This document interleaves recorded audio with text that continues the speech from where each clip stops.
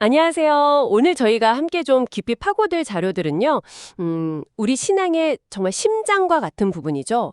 십자가 그리고 부활의 의미. 네, 또 이걸 통해서 죄를 바라보는 우리 시선이 어떻게 근본적으로 바뀌는지 이 부분에 초점을 맞추고 있습니다. 맞습니다. 이 자료들을 보면 십자가가 그냥 역사책 속의 어떤 사건이 아니라요. 네네. 바로 지금 여기 있는 우리의 정체성, 그리고 우리가 세상을 어떻게 보고 이해해야 하는지 그 해석의 틀 자체를 완전히 바꾸는 일종의 시스템 전환이다 이렇게 강조하고 있어요. 시스템 전환이요? 와, 굉장히 강력한 표현인데요. 네. 그리고 부활 역시 마찬가지입니다. 부활이 선포하는 것들을 통해 우리가 어떤 새로운 현실, 새로운 세상 속에 살게 되었는지를 아주 분명하게 보여주고 있죠. 그렇군요. 그럼 그 시스템 전환의 핵심인 십자가 이야기부터 좀 더 자세히 풀어가 볼까요? 자료에서 첫 번째 핵심 의미로 속량을 이야기하던데요. 이게 정확히 어떤 개념일까요? 아, 네. 속량. 이게 비유하자면 마치 노예가 값을 치르고 완전히 자유인이 되는 것과 같아요. 아, 해방이군요. 그렇죠. 우리가 전에는 죄라는 어떤 시스템, 죄의 법 아래 속해 있었다면 이제는 값을 치르고 거기서 완전히 빠져나와서 하나님의 시스템, 하나님의 통치 안으로 소속 자체가 옮겨졌다는 의미입니다. 완전한 신분 변화죠. 소속이 완전히 바뀌었다. 이게 왜 그렇게 중요할까요? 이게 중요한 이유는요. 소속이 바뀌면서 단순히 신분만 바뀌는 게 아니라 세상을 보는 눈, 그러니까 해석의 틀 자체가 달라지기 때문이에요. 해석의 틀이요? 네. 예를 들어 요한복음 10장에 보면 도둑이 오는 것과 목자가 오는 이야기가 나오잖아요. 하나님의 시스템 안으로 들어온 우리는 모든 것을 다르게 해석할 수 있게 됩니다. 아, 어떻게 달라지죠? 목자가 온 것은 양으로 생명을 얻게 하고 더 풍성히 얻게 하려는 것이라고 하잖아요. 네. 이제는 내 삶에 일어나는 일들, 심지어 어려운 일들까지도 궁극적으로는 나에게 생명을 주고 더 풍성하게 하시려는 하나님의 큰 계획 안에서 이해하고 받아들일 수 있는 그런 해석의 전환이 일어난다는 겁니다. 와, 그건 정말 엄청난 변화인데요. 세상을 보는 안경 자체가 바뀐 거네요. 위협에서 생명으로. 바로 그거죠. 정체성이 바뀌니 해석도 바뀌는 겁니다. 내가 하나님의 자녀라는 새로운 정체성이 생겼으니까요. 알겠습니다. 첫 번째 의미 속량은 소속과 해석의 완전한 전환. 그럼 두 번째 의미로 넘어가 보죠.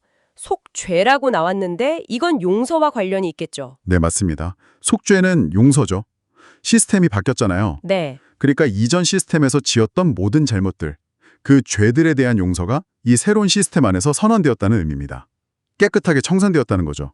그럼 우리가 회개하고 잘못했다고 빌어야 용서해 주시는 게 아니라 여기서 중요한 포인트가 나옵니다. 많은 사람들이 오해하는 부분인데요. 순서가 반대예요. 순서가 반대다. 네, 우리가 회개했기 때문에 용서받는 게 아니라 이미 용서가 주어졌기 때문에 우리가 비로소 회개할 수 있게 된다는 겁니다. 아, 좀 더 설명해 주시겠어요? 로마서 5장 8절이 이걸 잘 보여주죠. 우리가 아직 죄인 되었을 때에 그리스도께서 우리를 위하여 죽으심으로 하나님께서 우리에 대한 자기의 사랑을 확증하셨느니라. 우리가 아직 죄인일 때 하나님 편에서 먼저 움직이셨다는 거군요. 그렇죠. 우리의 상태나 노력과 상관없이 하나님의 일방적인 은혜로 용서가 먼저 선언된 겁니다. 십자가에서 이미 다 이루어진 거죠. 이 엄청난 용서, 이 속죄의 선언이 있었기 때문에 우리가 이제 죄책감에서 벗어나서 담대하게 하나님 앞에 나아가고 또 새로운 시스템에 맞게 살아가려는 마음, 즉 회개와 변화의 삶을 시작할 용기를 얻게 되는 겁니다. 와, 정말 생각의 전환이네요. 용서가 전제 조건이 아니라 결과라는 거. 이게 우리가 회개하고 변화하는 삶의 출발점이 된다는 말씀이시군요. 정확합니다. 이 속죄의 은혜를 깊이 깨달을수록 우리는 더 이상 과거에 얽매이지 않고 미래를 향해 나아갈 수 있는 거죠. 알겠습니다. 십자가의 두 가지 핵심 의미, 속량과 속죄, 시스템의 전환과 선제적 용서. 그럼 이제 이 십자가에 대한 하나님의 응답이자 확증인 부활로 넘어가 보죠. 부활 역시 강력한 메시지들을 담고 있다고 하셨는데 자료에서는 4가지 선언을 이야기하고 있어요. 네, 부활은 그냥 예수님이 다시 살아나셨다 이런 사실 자체로도 놀랍지만 그 안에 담긴 하나님의 선언들이 더 중요합니다. 첫 번째 선언은 바로 예수님이 옳았다는 하나님의 공식적인 인정, 확증입니다. 예수님이 옳았다. 세상은 틀렸다고 하고 죽였는데 말이죠. 그렇죠. 세상의 판단과는 정반대로 하나님은 예수를 죽음에서 일으키심으로써 이 사람이 내 아들이고 이 사람이 전한 하나님 나라의 복음이 진리다 라고 온 우주에 선포하신 겁니다. 와, 엄청난 반전이자 선언이네요. 그럼 두 번째 선언은 뭔가요? 두 번째는 그 결과로 죄는 심판받았다는 선언입니다. 예수님이 십자가에서 죽으신 것은 단순히 억울한 죽음이 아니라 인류의 모든 죄를 짊어주시고 대신 심판을 받으신 거잖아요. 네. 하나님이 그 예수님을 부활시키셨다는 것은 그 십자가의 대속적 죽음이 유효했고 그로 인해 죄의 값은 완전히 치러졌으며 죄는 최종적으로 심판 아래 놓이게 되었다는 것을 선언하는 겁니다. 죄의 권세가 깨졌다는 거죠. 죄가 심판받았다. 그럼 세 번째 선언은 자연스럽게 연결되겠네요. 맞습니다. 세 번째는 더 이상 죄가 인간을 지배할 법적인 권리가 없다는 선언입니다. 법적인 관리가 없다. 네, 속량 이야기랑 연결되죠. 이전 시스템에서는 죄가 왕노릇하며 우리를 지배할 권리가 있었어요. 하지만 십자가와 부활을 통해 우리는 새로운 시스템으로 옮겨졌고 죄는 이미 심판받았기 때문에 이제 죄는 더 이상 우리 위에 합법적인 통치자가 아니라는 겁니다. 그 지배관계는 법적으로 완전히 끝났다는 선언이죠. 와, 법적으로 끝났다. 하지만 현실은 좀 다른 것 같기도 한데 이 부분은 나중에 더 이야기 나눠보죠. 일단 네 번째 선언은 뭔가요? 네 번째는 이 모든 것을 종합하는 선언인데요. 바로 이 십자가와 부활을 통해 완전히 새로운 세상, 하나님 나라의 새로운 시대가 시작되었다는 하나님의 선포입니다. 새로운 세상의 시작. 네, 부활은 단순히 과거 사건의 마무리가 아니라 미래를 향한 새로운 시작을 알리는 신호탄인 셈입니다. 옛 시대는 가고 하나님의 통치가 임하는 새 시대가 도래했다는 강력한 선언이죠. 정리해보면 부활은 예수님의 오름, 죄의 심판, 죄의 지배권 상실, 그리고 새로운 세상의 시작을 선포하는 하나님의 강력한 메시지군요. 그렇습니다. 이 네 가지 선언이 바로 우리가 살아가는 새로운 현실의 기초가 되는 거죠. 자, 그럼 이제 아까 잠시 언급했던 현실적인 질문으로 돌아가 볼게요. 십자가로 시스템이 바뀌었고 부활로 죄의 법적인 지배도 끝났다고 했어요. 그런데 왜 우리는 여전히 죄 때문에 이렇게 힘들어하고 또 넘어지고 복음을 아는 것 같은데도 삶의 변화는 더디게 느껴질까요? 이 간극은 어떻게 이해해야 할까요? 네, 정말 중요하고 또 실제적인 질문입니다. 많은 신앙인들이 여기서 혼란을 느끼죠. 그 이유는 자료에서도 지적하듯이 법적인 관계, 시스템적인 지배는 끝났지만 우리 안에는 여전히 아주 깊숙이 죄의 습관이라는 것이 남아있기 때문입니다. 죄의 습관이요?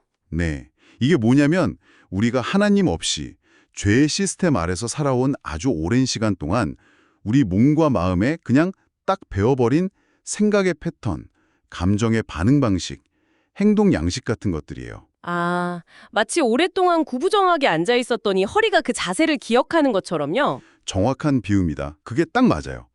머리로는 이제 하나님의 자녀고 새로운 시스템 안에 있다는 걸 알아요. 법적으로도 그렇고요. 하지만 몸은, 마음은, 생각은 여전히 옛날 방식에 익숙한 거죠. 어떤 상황이 닥쳤을 때 자동적으로 옛날처럼 해석하고 옛날처럼 느끼고 옛날처럼 반응하려는 강력한 관성이 남아있는 겁니다. 자동으로 그렇게 반응한다. 그게 바로 죄의 습관이군요. 잘못된 해석의 습관이라고도 할 수 있겠네요. 맞아요. 핵심은 해석입니다. 하나님 없이 살았던 과거의 경험들이 만들어낸 나름의 생존 방식, 세상을 이해하는 틀이 있잖아요. 네, 있죠. 상처받지 않으려고 방어적이 된다거나 인정받으려고 애쓴다거나 뭐 그런 것들이요. 그렇죠. 그런 것들이 이제는 새로운 시스템, 하나님의 사랑과 은혜 안에서는 더 이상 필요 없고 오히려 하나님을 누리는 것을 방해하는데도 너무 오랫동안 그렇게 살아왔기 때문에 자신도 모르게 계속 그 패턴대로 생각하고 행동하게 되는 거죠. 이게 바로 우리가 씨름하는 죄의 실체에 더 가까운 모습일 수 있습니다. 아, 그렇군요. 그러니까 법적인 전쟁은 끝났지만 내 안에 남아있는 이 옛 습관과의 전투는 계속되는 거네요. 마치 해방은 되었지만 오랫동안 노예로 살았던 습성을 버리지 못하는 상태랄까요? 네, 그런 측면이 분명히 있습니다. 그래서 자료들에서 훈련이다, 영적 전쟁이다 이런 표현들이 계속 나오는 겁니다. 훈련, 영적 전쟁. 그럼 여기서 나의 십자가를 진다는 말씀의 의미도 좀 새롭게 이해해야 할 것 같은데요. 보통은 그냥 고난을 참고 견디는 것, 약간 수동적인 느낌으로 생각하기 쉬운데, 맞아요. 많은 경우 그렇게 해석되죠. 하지만 오늘 우리가 나눈 이야기의 맥락에서 보면 나의 십자가를 진다는 것은 훨씬 더 능동적이고 적극적인 의미를 갖게 됩니다. 능동적인 의미요? 네.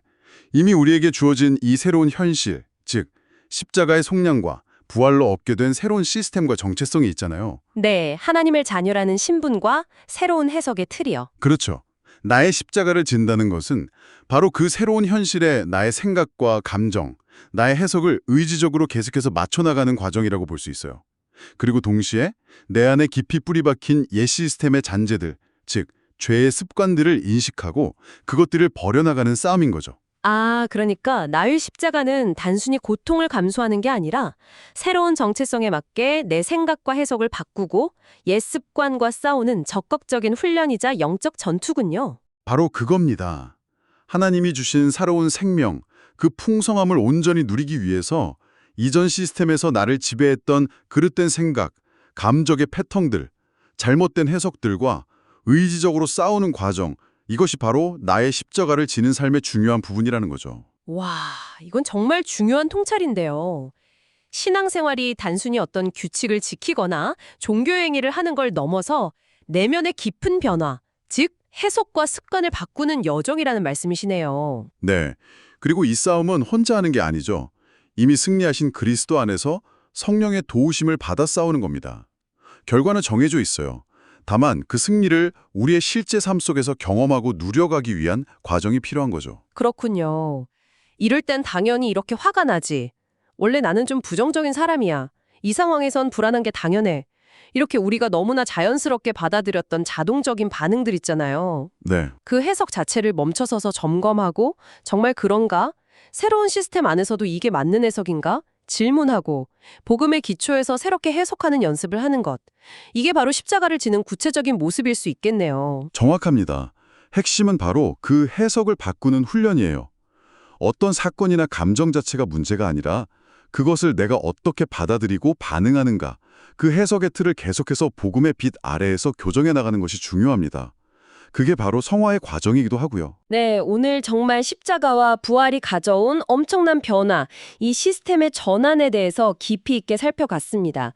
그리고 그 결과로 얻은 새로운 정체성, 새로운 해석의 틀, 하지만 여전히 우리 안에 남아있는 죄의 습관과의 씨름이 왜 필요하고 그것이 어떻게 하나님을 더 깊이 누리기 위한 여정, 즉 나의 십자가를 지는 삶의 일부가 되는지에 대해서도 명확하게 정리된 것 같습니다. 그렇죠. 이 싸움이 때로는 고되고 힘들게 느껴질 수 있지만 이것이 바로 우리를 자유케 하고 하나님이 주신 풍성한 생명을 실제로 누리게 하는 길이라는 것을 기억하는 것이 중요합니다. 오늘 함께 나눈 이야기들을 바탕으로 이제 마지막으로 여러분께 질문 하나를 던지며 마무리할까 합니다. 네. 여러분의 삶을 한번 돌아보세요. 혹시 유독 반복적으로 경험하게 되는 어떤 부정적인 감정 패턴이 있나요? 혹은 떨쳐내기 어려운 특정 행동 방식은 없으신가요?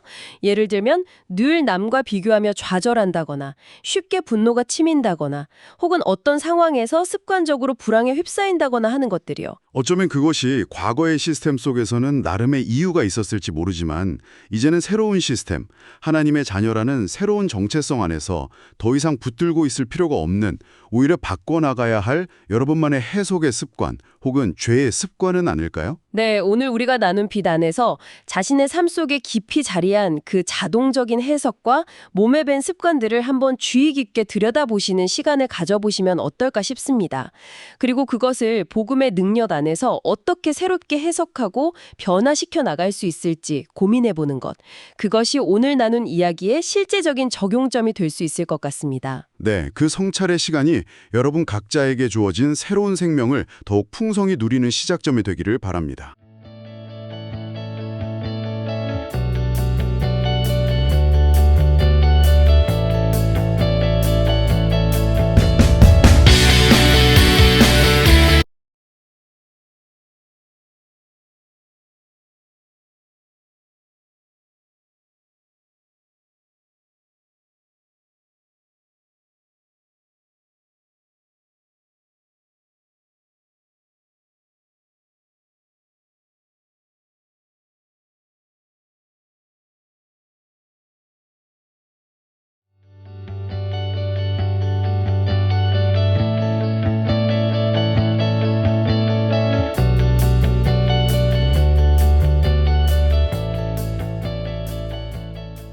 안녕하세요. 오늘은 복음이 당신에게 주는 그 놀라운 특권, 그리고 그 특권을 실제로 살아내는 삶의 핵심이죠. 십자가와 부활. 이게 도대체 어떤 의미인지 좀 깊이 이야기 나눠보려고 합니다. 복음 나눔 사역 연구소 자료를 바탕으로 할 거고요. 이 개념들이 그냥 머리로만 아는 게 아니라 당신의 오늘, 당신의 일상과 어떻게 딱 연결될 수 있는지 그걸 함께 찾아가는 시간이 됐으면 합니다. 자, 먼저 복음의 특권부터 시작해 볼까요? 이게 뭐랄까, 그냥 좋은 말, 희망사항이 아니라 당신이 이미 받은 실제적인 선물이라는 거죠. 자료에서 4가지 핵심을 딱 짚어주더라고요. 첫 번째가 바로 새로운 정체성입니다. 그렇죠. 네, 맞습니다. 이게 정말 기본 중의 기본인데요. 당신이 누구인지, 당신의 가치가 이제는 당신의 환경이나 성과나 다른 사람 말에 달린 게 아니라는 거죠. 오직 하나님과의 관계 안에서 그분이 당신을 자녀 삼으셨다는 그 사실에서 결정된다는 거. 아, 그러니까 내 존재 자체가 달라지는 거네요. 상황이 어떻든 나는 하나님의 자녀다. 이게 흔들리지 않는 기준이 되는 거고요. 이게 진짜 모든 것의 출발점 같아요. 그렇죠. 그리고 그 새로운 정체성을 딱 붙들면 자연스럽게 두 번째 특권으로 이어지는데요. 바로 다른 해석이 가능해진다는 겁니다. 다른 해석이요? 좀 더 설명해 주시겠어요? 네, 똑같은 어려움, 실패나 약점 같은 걸 겪어도요. 예전에는 나는 안 돼, 망했네 이렇게 생각했다면 이제는 그게 아니라 이 약함을 통해 오히려 하나님의 강하심이 드러날 수 있겠구나 하는 그런 새로운 관점이 열리는 거죠. 아, 사도 바울이 말한 내가 약할 그때의 곧 강함이라. 이게 딱 그 말씀이군요. 네, 바로 그거죠. 약함이 더 이상 저주나 끝이 아니라 하나님의 능력이 임하는 통로가 될 수 있다는 것. 이게 엄청난 특권이죠. 정말 그러네요. 관점이 바뀌는 것만으로도 삶이 달라질 수 있으니까요. 그럼 세 번째 특권은 뭔가요? 하늘에 속한 신령한 복이라고 되어 있던데요. 네. 에베소서 말씀처럼 하나님께서 그리스도 안에서 하늘에 속한 모든 신령한 복을 우리에게 이미 주셨다는 거예요. 이미 주셨다. 이게 중요한 포인트 같아요. 내가 뭘 잘해서 얻어내거나 쌓아가는 게 아니라. 그렇죠. 마치 뭐랄까 엄청난 보물이 담긴 창고 열쇠를 이미 받은 것과 같아요. 우리는 그저 믿음으로 그 창고문을 열고 필요한 것들을 꺼내 쓰기만 하면 되는 거죠. 근데 많은 경우에 그 열쇠가 있다는 사실조차 잊고 살 때가 많은 것 같고요. 아, 정말 공감됩니다. 내 힘으로 어떻게든 해보려고 애쓰다가 지칠 때가 많은데 이미 주어진 복이 있다는 걸 기억하는 게 중요하겠네요. 네. 그리고 그 복을 실제로 꺼내 쓰고 누릴 수 있는 힘, 그게 바로 네 번째 특권, 성령의 능력입니다. 성령의 능력이요. 네. 내 힘, 내 지혜, 내 의지로는 이 새로운 정체성으로 살 수도 없고, 다른 해석을 할 수도 없고, 주어진 복을 누릴 수도 없거든요. 솔직히 말하면요. 그런데 성령께서 우리 안에 오셔서 이 모든 것을 가능하게 하시는 거죠. 우리를 도우시고 힘주시고 인도해 주시니까요. 심지어 예수님이 하셨던 일, 아니 그보다 더 큰 일도 할 수 있다고 약속하셨잖아요. 와, 정리해보면 새로운 정체성, 다른 해석의 눈, 이미 주어진 하늘의 복, 그리고 이 모든 것을 누리게 하는 성령의 능력, 이게 복음이 주는 특권이군요. 정말 엄청나네요. 자, 그런데 이 놀라운 특권들을 그럼 어떻게 하면 정말 내 것으로 누리면서 살아갈 수 있을까요? 그냥 머리로 아는 것 말고요. 네. 바로 그 지점에서 십자가와 부활이 핵심으로 등장합니다. 자료에서도 이 둘은 절대 분리될 수 없다고 강조하고 있어요. 십자가와 부활, 동전의 양면 같다고요? 맞습니다. 십자가 없는 부활은 뭐랄까 값싼 영광이 될 수 있고요. 반대로 부활의 소망이나 능력이 빠진 십자가는 그냥 고통스러운 자기 학대나 종교적인 의무감으로 전락하기 쉽죠. 그 관계가 좀 더 구체적으로 와닿지가 않는데요. 어떻게 연결되는 걸까요? 여기서 아주 중요한 점이 있는데요. 부활은 철저히 하나님의 역사라는 거예요. 우리가 만들어내는 게 아니죠. 아, 그렇죠. 사람이 죽었다 살아나는 건 이건 하나님만 하실 수 있는 일이니까요. 네.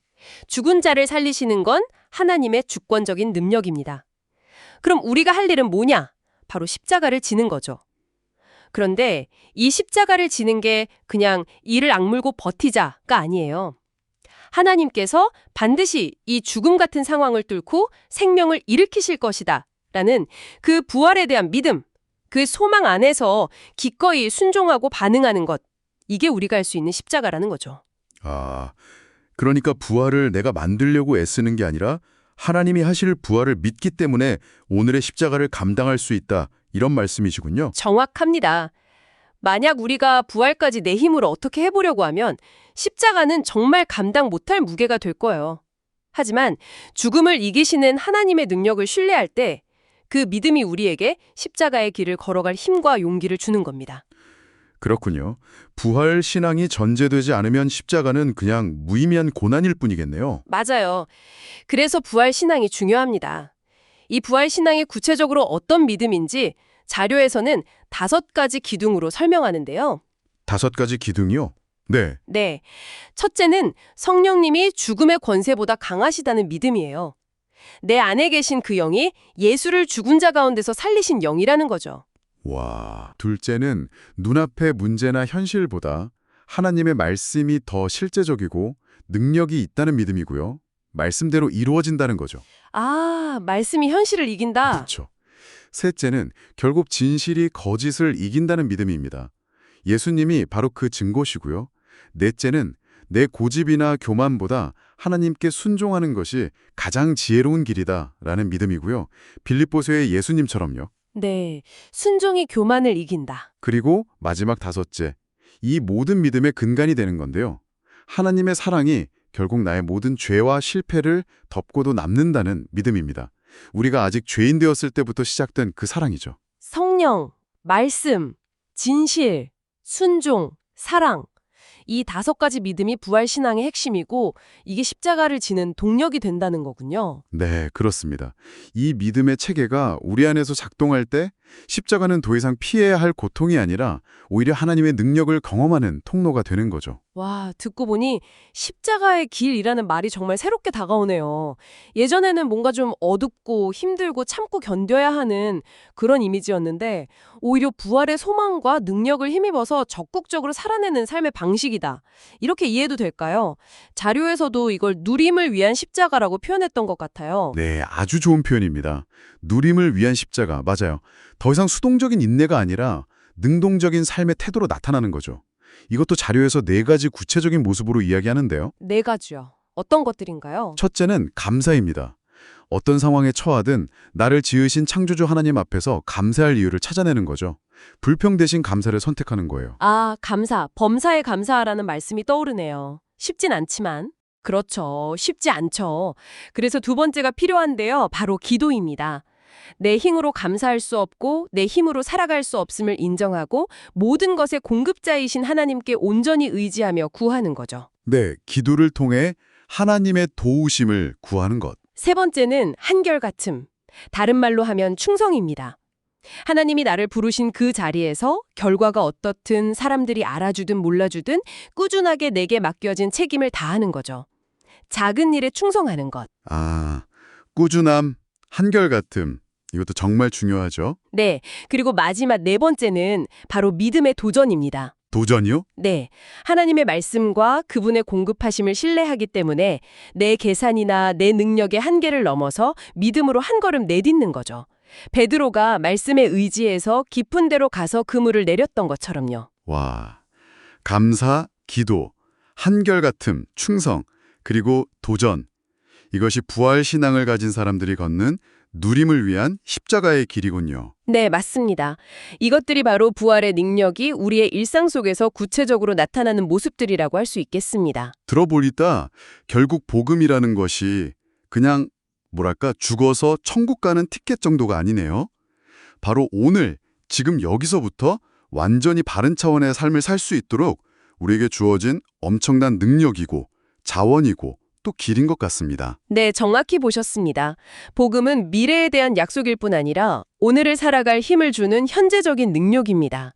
새로운 정체성, 새로운 관점, 하늘의 신령한 복, 성령의 능력. 이 모든 것이 십자가와 부활이라는 2 기둥 위에 굳건히 세워져 있는 거죠. 그리고 그 십자가는 더 이상 어둡고 무거운 짐이 아니라 오히려 감사와 기도, 충성과 도전으로 가득 찬 생명을 누리는 길이 될 수 있다는 거고요. 네, 죽음을 이기시고 부활하신 주님을 믿는 믿음 안에서 걸어갈 때 십자가는 역설적으로 가장 영광스럽고 복된 길이 되는 겁니다. 자, 오늘 복음의 특권과 십자가 그리고 부활에 대해 깊이 나눠봤는데요. 이제 마무리하면서 청취자분들께 질문 하나를 남기고 싶습니다. 부활이 정말 모든 것을 바꾸는 하나님의 능력이라면 이번 한 주 동안 당신의 삶 속에서 그 부활의 능력을 힘입어 내디뎌볼 수 있는 아주 작은 십자가의 길은 무엇일까요? 어쩌면 힘든 순간에 짧게라도 하나님 감사합니다 하고 고백하는 것일 수도 있고요.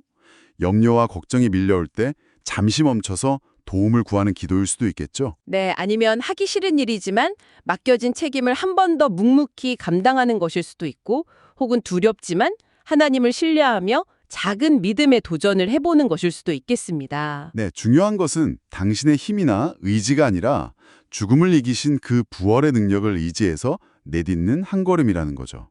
그 한 걸음이 무엇일지 이번 주 한번 생각해 보시고 또 살아내 보시면 좋겠습니다.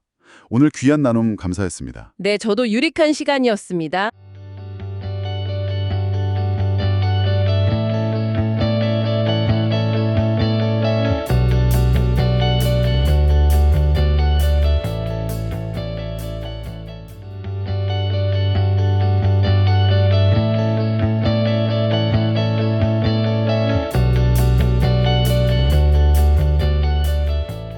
안녕하세요. 저희가 보내주신 스텝2 자료들 함께 좀 깊이 들여다보는 세 번째 시간입니다. 네, 벌써 세 번째네요. 네. 오늘은 우리가 왜 아는데 또 넘어지지 하는 그 문제 있잖아요. 그 원인을 좀 파헤쳐 보려고요. 핵심은 바로 이 해석이라는 건데요. 맞습니다. 우리가 세상을 어떻게 받아들이느냐, 바로 그 방식이죠. 네, 그래서 스텝2 교재랑 또 관련 논의들, 그리고 제프리형 심리학 이론까지 좀 넘나들면서 과거 경험이 지금 우리 반응을 어떻게 만드는지, 또 진짜 변화는 어디서 시작되는지 한번 같이 풀어보시죠. 좋습니다. 아주 흥미로운 주제가 될 것 같아요. 보통 보면 어떤 사실 딱 마주치면 바로 감정이 오고 행동으로 확 이어지잖아요. 그렇죠. 대부분 그렇죠. 근데 이 자료 모델을 보면 그 사이에 아주 결정적인 단계가 하나 숨어 있다고 하더라고요. 그게 바로 해석 혹은 생각이라는 필터. 아, 네. 그 모델. 사실에서 바로 감정이 아니라 사실 다음에 해석, 그리고 감정, 행동, 결과 이렇게요. 맞아요. 바로 그거요. 이 해석 단계, 이게 왜 이렇게 중요할까요?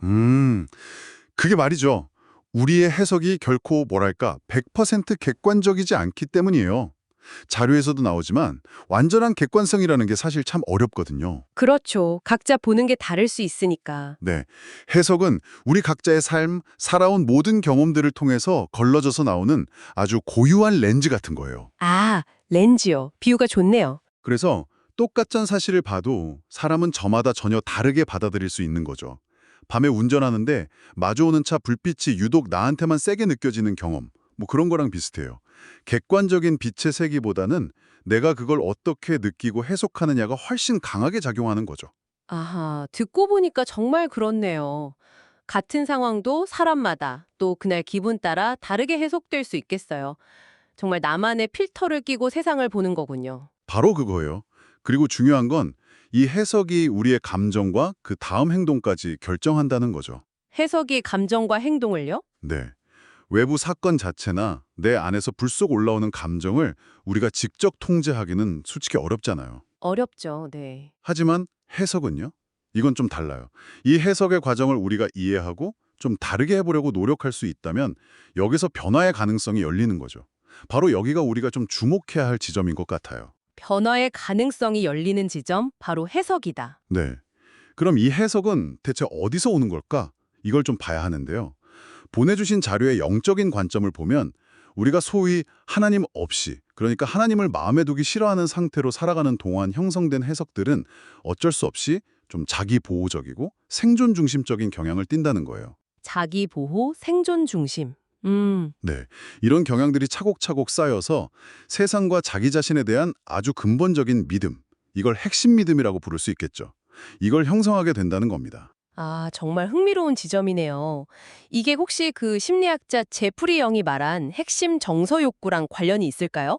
뭐 안전하고 싶고, 연결되고 싶고, 자율적이고 싶고 하는 그런 기본 욕구요? 네, 맞습니다. 아주 중요한 연결인데요. 제프리 영은 어릴 때 채워지지 못한 그런 핵심적인 욕구들 있잖아요. 네네. 그게 성인이 되어서도 계속 반복되는 자기 파괴적인 삶의 패턴. 이걸 인생의 덫이라고 불렀죠. 이걸로 이어진다고 봤어요. 인생의 덫? 스텝 2 자료에선 이걸 부정적인 믿음이라고 부르던데요. 정확해요. 예를 들면 늘 버림받을까 봐 두려워한다거나 유기불안정성, 아니면 뭘 해도 실패할 것 같다거나 실패감. 또 어떤 사람은 자기한테 너무 엄격한 기준을 들이대고 가혹한 기준. 이런 패턴들이요. 네, 쥐단에도 그런 분들이 있죠. 그렇죠. 이런 반복되는 덫들이 결국엔 나는 뭔가 문제가 있어. 나는 결국 안 될 거야. 나는 사랑받을 자격이 없어. 같은 아주 깊은 부정적인 믿음으로 깍 굳어지는 거예요. 스텝 2에서 말하는 부정적인 믿음이 바로 이런 것들을 가리키는 거죠. 아, 그러니까 어린 시절 경험이 어떤 패턴, 즉 덫을 만들고 그게 결국 나 자신에 대한 부정적인 생각, 일종의 정체성처럼 굳어져서 그렇죠. 정체성처럼요. 그래서 내가 세상을 해석하는 방식 자체에 직접 영향을 준다는 거네요. 진짜 색안경처럼요. 맞습니다. 그래서 자료들이 계속해서 생각, 즉 해석의 영역이 결정적인 영적 전쟁터라고 강조하는 거예요.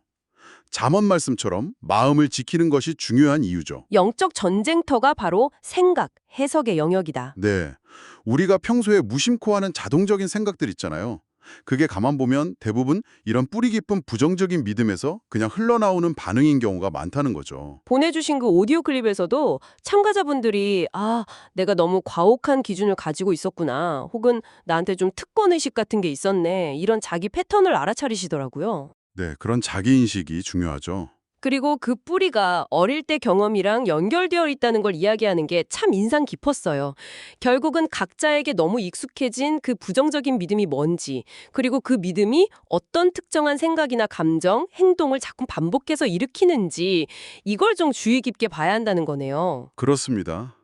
여기서 중요한 점 하나는요. 성장의 목표가 이런 뿌리 깊은 자동적인 생각들, 자료에선 이걸 육신의 생각이라고 표현하는데 이걸 당장 없애버리는 게 아닐 수도 있다는 거예요. 아, 없애는 게 목표가 아니다. 그럼 뭐죠?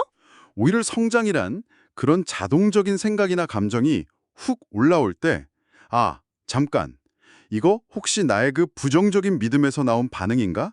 하고 알아차리는 것, 거기서 시작된다는 거죠. 알아차리는 거군요. 인지하는 것. 네, 그리고 그 자동 반응에 그냥 끌려가는 게 아니라 의식적으로 아니야, 다른 관점도 있어. 나는 이렇게 반응할 수도 있어. 하고 다른 선택. 자료에서 말하는 영의 생각, 즉 진실과 성작에 더 가까운 반응을 선택하는 연습을 해나가는 과정.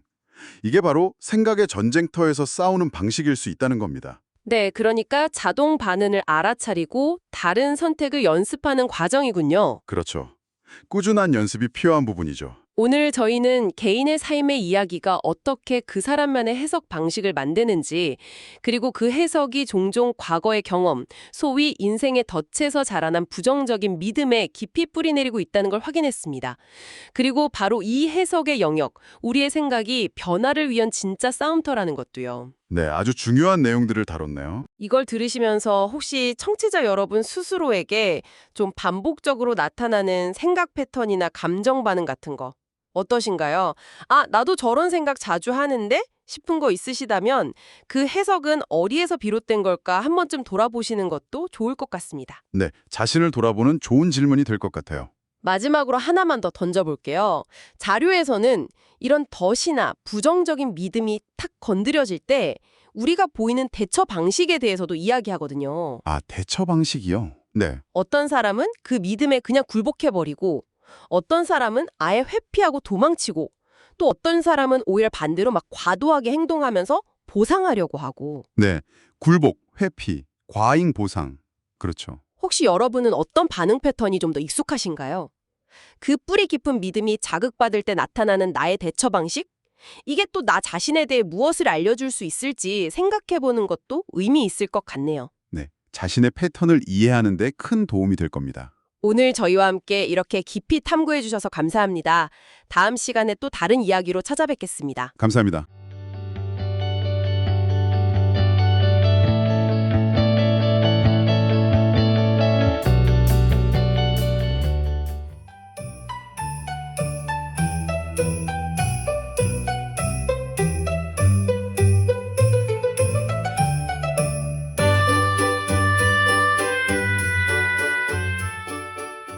안녕하세요. 오늘 여러분과 함께 복음 나눔 스텝 2, 그 네 번째 시간의 내용을 좀 더 깊이 나눠보려고 합니다. 네, 반갑습니다. 저희가 함께 본 자료들을 통해서요, 우리 안에 있는 그 부정적인 믿음이라는 게 뭔지, 또 이게 어떻게 나타나는지 살펴보고요. 네, 특히 그 과정에서 수치심이라는 감정이 자기를 이해하는데 얼마나 큰 영향을 미치는지 그걸 좀 중점적으로 다뤄볼까 합니다. 맞아요. 이 부정적인 믿음들이 우리 생각이나 행동, 관계에 구체적으로 어떻게 작용하는지, 그리고 이걸 넘어서려면 어떻게 해야 할지 그 실마리를 타사보는 거죠. 네, 단순히 정보 요약이 아니라 들으시면서 아 하는 그런 깨달음, 또 실제적인 변화를 위한 통찰을 얻어가시면 좋겠습니다. 그럼 먼저 그 수치심 이야기부터 해볼까요? 자료에서도 자신을 제대로 보려고 할 때 가장 큰 장애물이 바로 이 수치심이라고 하잖아요. 그렇죠. 브레네 브라운 정의를 보면 내가 뭔가 결점이 있어서 사랑받거나 소속될 가치가 없다 이렇게 느끼는 아주 고통스러운 감정이라고 하죠. 아, 정말 생각만 해도 좀 무거운 느낌인데요. 이게 중요한 게 죄책감하고는 또 달라요. 죄책감은 보통 내가 잘못된 행동을 했다는 거잖아요. doing에 관한 건데 네네. 수치심은 나는 잘못된 존재다. 이 being 자체에 대한 부정적인 느낌에 훨씬 가까워요. 아, 존재 자체요? 예를 들면요? 시험을 잘못 본 거, 그건 사실 행동의 결과잖아요. 그렇죠. 근데 이걸 가지고 아, 남이 역시 안 되는구나. 나는 원래 이런 사람이야. 이렇게 존재 자체의 문제로 확 키워버리는 거. 이게 바로 수치심의 함정이라는 거죠. 그렇군요. 내가 잘못했다가 아니라 나는 틀렸다는 그런 깊은 느낌. 아, 그래서 이런 수치심 때문에 우리가 모르는 사이에 방어 기제를 쓰기도 한다고요. 네, 맞아요. 너무 고통스러우니까요. 뭐 현실을 그냥 외면해버리거나 이걸 부인이라고 하죠. 네. 부인 아니면 슬쩍 남 탓으로 돌리는 투사. 그럴듯하게 변명하는 합리화. 합리화도 있죠. 또 어떤 경우는 속마음이랑 완전 반대로 행동하는 반동 형성도 있어요. 예를 들어 속으론 엄청 자신이 없는데 겉으론 더 막 거만하게 군다든지. 아, 네 가지나 되네요. 부인, 투사, 합리화, 반동 형성. 네, 이런 수치심에서 비롯된 깊은 부정적인 믿음. 예를 들면 나는 부족하다 같은 믿음은요. 우리 삶에서 보통 크게 세 가지 패턴으로 드러납니다. 세 가지 패턴이요? 네, 첫째는 그 믿음대로 그냥 생각하고 행동하는 거예요. 순응이죠. 내가 부족하다고 믿으니까 진짜 소극적으로 행동하는 식으로요. 아, 그냥 그 믿음에 맞춰서 하는 거네요. 그렇죠. 둘째는 그 믿음을 건드릴까 봐, 상처받을까 봐 그런 상황 자체를 피해버리는 회피예요. 실패가 두려워서 아예 도전을 안 한다거나. 회피. 그럼 마지막 세 번째는 뭔가요? 세 번째는 그 믿음이 틀렸다는 걸 증명하려고 막 애쓰는 거예요. 그 믿음과 싸우면서 반대로 행동하려는 공격이죠. 공격이요? 이건 좀 흥미로운데요. 보통 자기계발서 같은 데서는 이런 모습을 되게 긍정적으로 보기도 하잖아요. 적극적이고. 맞아요. 겉보기엔 강해 보이고 뭔가 발전하는 것처럼 보일 수 있죠. 하지만 중요한 건 이건 역시 뿌리는 그 부정적인 믿음에 있다는 거예요. 아, 결국 수능이든 회피든 공격이든 시작점은 같다는 거네요. 신기하네요. 네. 그래서 여러분은 자신에게서 어떤 패턴을 주로 발견하시는지 한번 돌아보시면 좋을 것 같아요. 수능인지, 회피인지, 아니면 공격인지. 그러게요. 저도 한번 생각해 봐야겠어요. 근데 이런 패턴이 우리 삶 전반에 영향을 미치는데 더 흥미로운 건요. 이 부정적인 믿음이 우리가 하나님의 말씀을 받아들이는 방식에도 영향을 준다는 거예요. 아, 말씀이요? 네, 우리 누구나 듣고 싶은 말씀이 있잖아요. 붙잡고 싶은 어떤 신앙의 모습 같은 거요. 그런데 왜 그 좋은 말씀들이 어떨 땐 그렇게 깊이 와닿지가 않을까요? 그게 바로 이 부정적인 믿음 때문이라는 거죠. 네, 그렇죠. 마치 색안경 같은 거예요.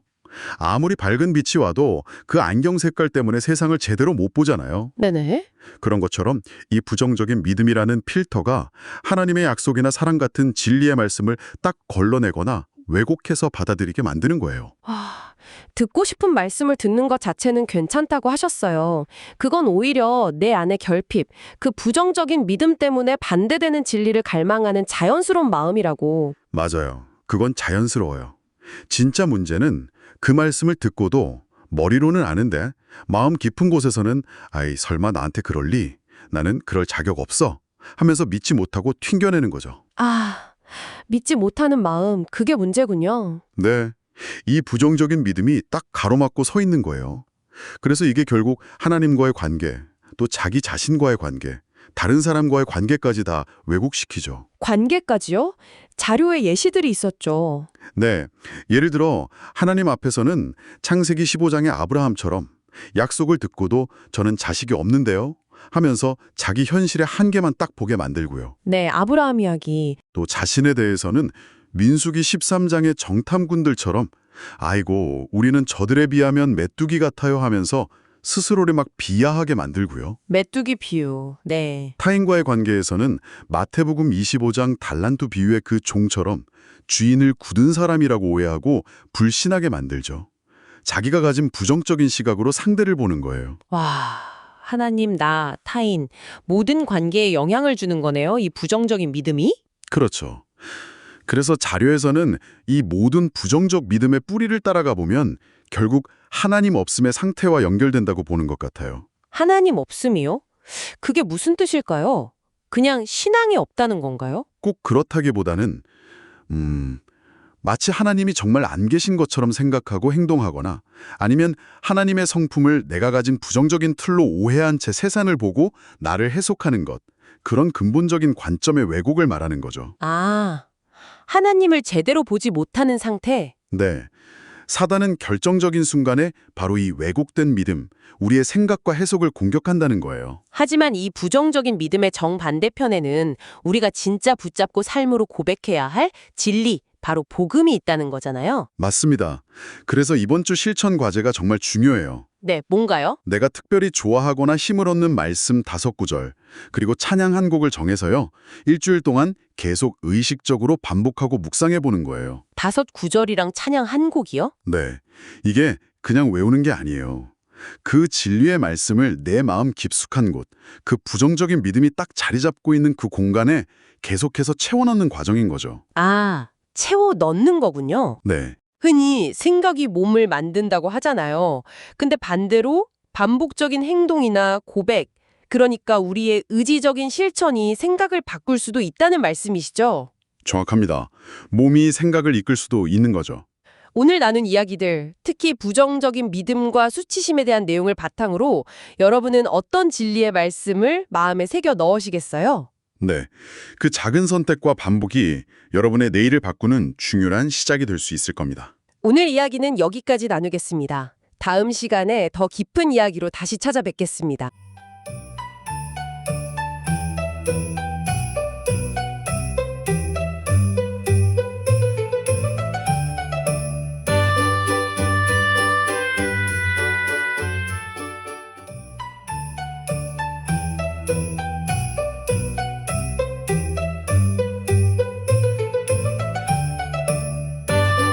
안녕하세요. 오늘은 복음 나눔 2단계의 이제 거의 마지막 시간인데요. 네, 맞습니다. 지난 시간까지 우리 안의 그 부정적인 믿음들, 그 뿌리를 좀 들여다봤다면 오늘은 이제 그 자리를 어떻게 하나님의 마음으로 채울 수 있을지 그 구체적인 실천 방법들을 좀 깊이 알아보려고 합니다. 네, 이게 중요해요. 그냥 부정적인 걸 없애자 이게 아니라 그걸 딱 인식하고 그 빈자리에 하나님의 진리 또 그 사랑을 적극적으로 심는 과정이거든요. 적극적으로 심는다. 네. 오늘 그래서 4가지 핵심적인 실천 방법을 좀 중심으로 이야기를 나눠볼까 합니다. 뭐랄까, 낡은 생각의 틀을 이제 벗고 새로운 관점으로 세상을 보는 그런 훈련 같은 거죠. 아, 훈련이군요. 네. 그럼 그 첫 번째 방법이 뭔가요? 첫 번째는 이제 예수 기도 또는 호흡 기도라고도 불리는 건데요. 아주 오래된 기독교 전통이죠. 아, 호흡 기도요. 들어본 것 같아요. 주 예수 그리스도 하나님의 아들, 저를 불쌍히 여기소서 이런 짧은 기도문을 숨 쉴 때마다 반복하는 거 맞죠? 네, 맞습니다. 아주 단순해 보이죠. 근데 이게 일상 속에서 언제 어디서든 그냥 숨 쉬면서 하나님의 임재를 연습하고 또 내면의 평화를 찾는 생각보다 강력한 도구가 될 수 있어요. 그냥 숨 쉬는 것처럼요. 네, 들숨과 날숨에 맞춰서 그냥 조용히 예수님의 이름을 부르면서 그분께 집중하는 시간인 거죠. 핵심은 반복하고 집중하는 거예요. 복잡한 신앙 몰라도 괜찮아요. 아, 그렇군요. 그냥 숨 쉬듯이 자연스럽게 예수님 이름 부르면서 그분의 자비 또 임재 안에 머무르는 훈련. 당신의 그 깊은 마음, 성경에서 말하는 카르디아, 레브, 거기에 하나님의 임재를 새기는 것과 같아요. 아, 마음에 새긴다. 그럼 두 번째는 이 호흡 기도를 좀 더 구체적으로 적용하는 거겠네요. 네, 맞습니다. 바로 그거예요. 당신이 가진 어떤 특정한 부정적인 믿음 있잖아요. 예를 들면 나는 버림받을 거야 라든지 나는 진짜 쓸모없어. 이런 깊은 두려움이 확 올라올 때. 네네, 그럴 때 있죠. 그럴 때 그 생각을 향해서 하나님께서 주시는 마음, 그러니까 그분의 진리를 선포하면서 호흡하는 겁니다. 그 생각을 향해서요? 예를 들면요? 자료에도 나와 있지만 나는 버림받을 거야 이런 믿음이 들 때 성경에 너는 내 눈에 보배롭고 존귀하다는 말씀이 있잖아요. 아, 네. 이사야서 말씀이죠? 네, 그 말씀을 붙잡고 숨을 쉬는 거예요. 하나님은 나를 보배롭고 존귀하다고 하신다. 이렇게요. 또 나는 실패자인 것 같아 이런 생각이 들면 잘하였도다 착하고 충성된 종아. 이 말씀을 떠올리면서 호흡과 함께 받아들이는 거죠. 아, 그냥 흘려보내는 게 아니라 그 믿음에 딱 맞는 하나님의 말씀을 가져와서 호흡으로 받아들이는 거군요. 그렇죠. 이건 부정적인 믿음의 목소리 대신에 하나님의 음성을 내 안에 채우는 아주 적극적인 행동이에요. 당신의 그 약점, 그 아픔을 향한 하나님의 진짜 마음을 직접 듣고 받아들이는 시간이죠. 와, 이건 정말 강력한데요. 적극적인 행동. 네, 그럼 세 번째는 감사 읽기네요. 이건 좀 익숙한데요? 네, 감사일기 자체는 익숙하죠. 근데 여기서 포인트는 감사가 우리와 함께 하시는 하나님, 그 임마누엘을 인식하는 통로이자 관계의 핵심이라는 거예요. 관계의 핵심이요? 네. 그래서 중요한 게 막연한 감사가 아니라 아주 구체적인 감사 제목이랑 그 이유를 적는 거예요. 뭐 예를 들면 오늘 퇴근길에 본 노을이 너무 예뻐서 지친 마음이 위로받았어요. 하나님 감사합니다. 이렇게 아주 구체적으로요. 네네, 구체적으로 저도 그렇게 하려고 노력은 하는데요. 근데 여기서 한 걸음 더 나아가는 게 핵심이에요. 그 감사 고백에 대해서 하나님, 제 감사를 받으시니 어떠세요? 하고 하나님의 마음을 물어보고 적어보는 거예요. 네, 하나님의 마음을요. 감사 편지에 답장을 받는 것처럼요. 그렇죠. 딱 그거예요. 자녀가 서툰 글씨로 감사 편지 써오면 부모 마음이 어떨까요? 아, 너무 기쁘고 막 감동적이겠죠. 바로 그 마음. 당신의 그 작은 감사 하나하나를 받으시는 하나님의 그 따뜻한 응답을 기록하는 거죠. 사랑하는 내 자녀야, 그 노을은 너를 위해 내가 그려준 그림이란다? 뭐 이런 식으로요. 와, 세상에? 이걸 통해 하나님과의 그 관계, 교제가 훨씬 더 깊어지고 풍성해지는 거죠. 그냥 감사 목록 작성이 아니에요. 아, 이건 정말 감사일기에 대한 생각이 확 바뀌네요. 하나님의 응답이라니. 네, 그럼 마지막 네 번째는 말씀 묵상인데요. 이것도 그냥 성경 읽기랑은 좀 다른 거죠. 네, 좀 달라요. 여기서의 묵상은 단순히 성경 지식을 쌓는 걸 넘어서요. 당신이 세상을 바라보는 그 해석의 틀 자체를 바꾸는 데 초점을 맞춰요. 해석의 틀이요? 네, 우리 대부분은 과거의 상처나 부정적인 믿음, 그 BAD라고 부르는 거 있잖아요. 깨어진 자동적 왜곡 믿음. 그것 때문에 어떤 사건이나 현실을 나도 모르게 자기중심적으로 또는 부정적으로 해석하는 데 익숙하거든요. 맞아요.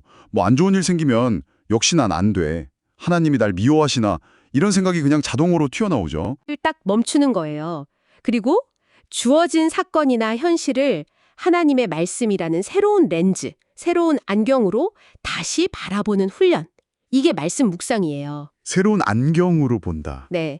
자료 예시처럼 정말 벼랑 끝에 선 것 같은 그런 힘든 상황을 만났을 때 이걸 나를 온전히 회복시키시려고 벼랑 끝으로 이끄시는 하나님의 손길로 해석하는 연습을 하는 거죠. 아, 해석을 바꾸는 연습이군요. 그렇죠. 파란색 안경 쓰면 모든 게 파랗게 보이잖아요. 그것처럼 하나님의 말씀이라는 안경을 통해서 당신의 하루, 당신의 삶에서 일어나는 일들을 의식적으로 다시 해석해 보는 거예요.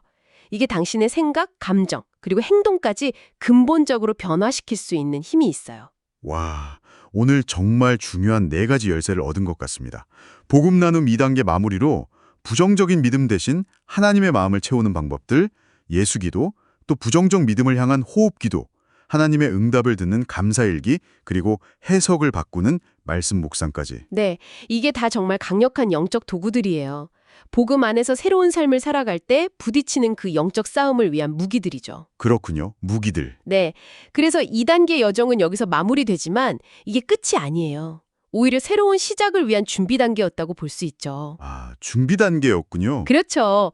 이제 곧 시작될 3단계에서는 오늘 우리가 나눈 이 도구들 있잖아요. 이걸 가지고 당신의 구체적인 삶의 자리에서 뭐 가정이든 직장이든 어떤 관계 속에서든 실제로 어떻게 믿음의 싸움을 싸워나가야 할지 그걸 더 깊이 탐구하게 될 겁니다. 아, 이제 실전이군요. 네, 오늘 나눈 이 4가지 방법들이 듣고 계신 당신의 삶에 잘 뿌리내려서 정말 실제적인 변화를 가져오는 씨앗이 되기를 진심으로 응원하겠습니다. 네, 저도 응원합니다. 마지막으로 한 가지만 더요. 오늘 나눈 4가지 방법 중에 지금 당신 마음속에 있는 그 가장 끈질긴 부정적인 믿음 있잖아요. 그걸 향해서 어떤 방법을 가장 먼저 써보고 싶으신가요? 한번 생각해 보시면 좋겠습니다. 저희는 다음에 더 깊은 이야기로 찾아뵙겠습니다.